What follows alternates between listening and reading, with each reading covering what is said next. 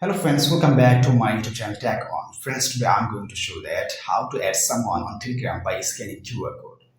Friends, for this, first you have to set up your QR code on Telegram, right? So friends, for this you have to go on your Telegram channel. After that, you have to tap on the triple straight line at the top left corner.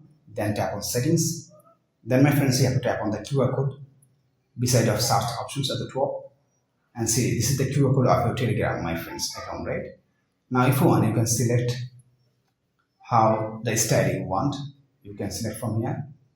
And also, if you want to adjust the brightness, you have to tap on here, my friends, to adjust the brightness. See, you can change it from here, right? After changing, after set up all the things, then tap on the share QR code.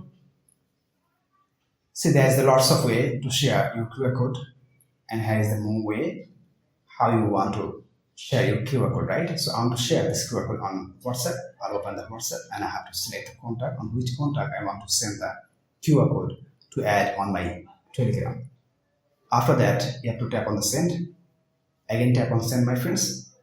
Now that person, if or she scan this QR code, he will be added on my Telegram, my friends. So friends, like this, if you want easily, you can add someone on Telegram.